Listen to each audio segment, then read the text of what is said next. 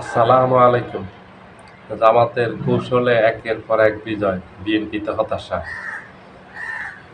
জামাত যে কৌশলে অগ্রসর হচ্ছে, বিএনপি কোনোভাবেই জামাতের কৌশলে পেরে উঠতেছে না। বিএনপি বারবারই ধরা খাচ্ছে জামাতের কৌশলের কাছে। গতকালকে জামাতের আমিরের সাথে ব্রুনাইয়ের রাষ্ট্রদূতের সাক্ষাৎ করেছেন বসুন্ধরার বাসভবনে। একের পর এক ধারাবাহিকভাবে দেখবেন গত কয়েক মাস থেকে জামায়াতের আমিরের সাথে বিভিন্ন দেশের রাষ্ট্রদূত সাক্ষাৎ করতেছেন। ইংল্যান্ডের রাষ্ট্রদূত সাক্ষাৎ করেছেন, সুইডেনের, নরওয়ের, ডেনমার্কের, বেলজিয়ামের, নেদারল্যান্ডের এবং অনেক দেশের রাষ্ট্রদূত সাক্ষাৎ করেছেন। এটা ধারাবাহিকভাবে, অতীতে এটা কখনোই দেখা যায়নি। এখন করলেন সর্বশেষ ব্রুনাইয়ের রাষ্ট্রদূত জামায়াতের আমিরের সাথে সাক্ষাৎ করছেন। এটা হলো জামায়াতের পররাষ্ট্রনীতি বিষয়ক যে কৌশল আছে, সেই কৌশলেরই অংশ। এই জন্য সাক্ষাৎ করতেছেন। রাষ্ট্রদূতেরা জামায়াতের কাছে জানতে চাচ্ছেন আগামীতে ক্ষমতায় গেলে জামাত কি করতে চায়, কিভাবে দেশ পরিচালনা করতে চায়। যেহেতু জামাত একটা ধর্মীয় সংগঠন, এখানে হিন্দু ধর্মাবলম্বী অথবা অন্য ধর্মাবলম্বী যারা সংখ্যালঘু আছে তাদের নিরাপত্তার ব্যাপারে জামাত কী করবে, নারীদের বাহিরে বের হওয়ার ব্যাপারে, নারীদের চাকরির ব্যাপারে, শিক্ষার ব্যাপারে জামায়াতের মনোভাব কী, দৃষ্টিভঙ্গি কী, তারপর নারী শিক্ষার ক্ষেত্রে জামাত কী কী ভূমিকা রাখবে, কী কী পদক্ষেপ নেবে, এবং বৈশ্বিক সম্পর্ক কিভাবে জামাত উন্নয়ন করবে বিদেশি বিভিন্ন রাষ্ট্রের সাথে। আমাদের দেশে কি নারীদেরকে কি বাধ্য করা হবে হিজাব পড়তে, বোরকা পড়তে, তালিবানি স্টাইলে কি দেশ পরিচালনা করবেন? এই বিষয়গুলো ক্লিয়ার হওয়ার জন্য।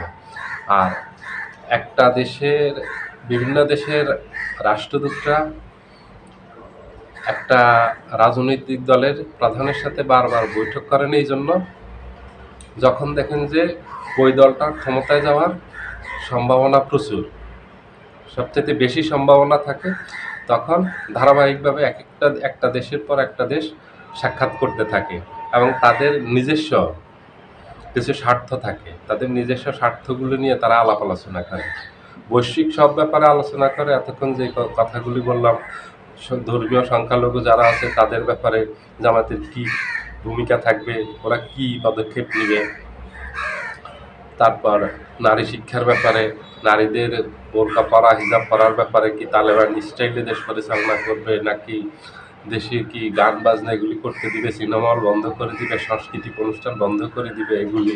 এবং সাথে প্রত্যেকটা দেশের সাথে একটা সম্পর্ক আছে, কূটনৈতিক সম্পর্ক, বাণিজ্যিক সম্পর্ক। ওই সম্পর্কগুলি কীভাবে এগিয়ে নেবে, তাদের পররাষ্ট্রনীতি কী হবে, এই ব্যাপারগুলি ডিটেলস সব থাকে। এটা হলো জামাতের কৌশলের কারণে বিদেশি রাষ্ট্রদূতরা জামাতের সাথে সাক্ষাৎ করতেছেন। এখন ধারাবাহিকভাবে আপনারা লক্ষ্য করবেন, গত 7-8 মাস থেকে ধারাবাহিকভাবে বিভিন্ন দেশের রাষ্ট্রদূতরা জামায়াতের আমিরের সাথে সাক্ষাৎ করতেছেন। জামায়াতও বিভিন্ন প্রতিনিধি বিভিন্ন দেশে যাচ্ছে। এই যে মিয়া গোলাম পরোয়ার ইংল্যান্ড সফর থেকে আসলেন মাত্র গতকালকে। তার আগে জামাতের আমির কয়েকটা দেশ সফর করছেন, কাতার সফর করছেন, তুরস্ক সফর করছেন, আমেরিকা সফর করছেন, ইংল্যান্ড সফর করছেন, ইতালি সফর করছেন, ইউরোপের আরও অনেকগুলি দেশ সফর করছেন। তিনি এই বৈদেশিক সম্পর্কের ব্যাপারে, ওখানে বিদেশের সাথে কি সম্পর্ক হবে তার জন্য সাক্ষাৎকার করছেন। বিদেশিদেরকে আশ্বস্ত করছেন ওনারা ধর্মীয় দল হলে ওনারা কোনো কট্টরপন্থী ধর্মীয় দল না, ওনারা উদারপন্থী ধর্মীয় দল, উদারপন্থী রাজনীতি করবেন, যেখানে সবাই রাজনীতি করতে পারবে, যেখানে এক কথায় তালিবানি স্টাইলে কোনো শাসন ব্যবস্থা থাকবে না। এবং দেশের ভিতরেও জামাত সুকৌশলে রাজনীতির মাঠ দখলে নিয়েছেন, যেটা বিএনপি পারেনি। বিএনপি না পেরে এখন বিএনপির নেতারা জামাতকে প্রচণ্ডভাবে আক্রমণ করে বক্তব্য দিচ্ছে। গতকালকের একটা বক্তব্য দেখছেন, তারেক রহমানের ভাইরাল হয়েছে। উনি বলেছেন ৭১-এর পরাজিত শক্তি বারবার বলতেছে যে আমাদেরকে একবার দেখেন, ৫৪ বছর তো অনেককে দেখেছেন, আমাদেরকে একবার দেখেন। তাদেরকে দেখা হয়েছে ৭১ সালে, তারা ৭১ সালে কি করেছে এটা জামায়াতকে উদ্দেশ্য করে বলেছেন। ৭১ সালে জামায়াত কি করেছে, জামায়াতের তো কোনো কিছু প্রমাণিত হয়নি। একাত্তরে জামাত বলছে হ্যাঁ আমরা স্বাধীনতার বিপক্ষে ছিলাম, কিন্তু কোনো গণহত্যার সাথে আমরা জড়িত ছিলাম না। এবং শেখ হাসিনাও প্রমাণ করতে পারেনি। শেখ হাসিনা যে জামায়াতের সিনিয়র নেতাদেরকে যে এই জুডিশিয়াল কিলিংয়ের মাধ্যমে এই যে হত্যা করলেন, সেখানে তো শেখ হাসিনার এই বিচার নিয়ে দেশি বিদেশে খুব সমালোচিত হয়েছে। এটা প্রশ্নবিদ্ধ বিচার। এটা হলো জামাতকে ধ্বংস করে দেওয়ার জন্য একটা চক্রান্ত ছিল, কোনো প্রমাণ ছিল না। শেখ হাসিনার হাতে জামাত যে ৭১ সালে গণহত্যা করছে তার কোনো প্রমাণ ছিল না। এই যে সাইদ সাহেবের বিরুদ্ধে একজন হিন্দু ভাইকে এই যে সুখরঞ্জন বালিকে যে নিয়ে আসলেন আন্তর্জাতিক অপরাধ ট্রাইব্যুনালে সাক্ষী দেওয়ার জন্য, কিন্তু সুখরঞ্জন বালি সাক্ষী দেননি। উনি বলছেন আমি দেখিনি। পরে ওনাকে গুম করা হলো আদালত থেকে, ওনাকে পাওয়া গেল ক্যালকাটাতে। সেই প্রশ্নবিদ্ধ বিচারকে বিএনপি সমর্থন করতেছে। সেই রাজাকারী পুরনো কার্ড বিএনপি খেলতেছে, যেটা কার্ড খেলে শেখ হাসিনা পচে গেছে।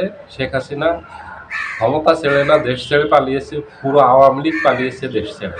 সে পুরনো কার্ড এখন বিএনপি খেলতেছে। বিএনপিরও একই পরিণতি হবে বিএনপি এগুলি খেলে।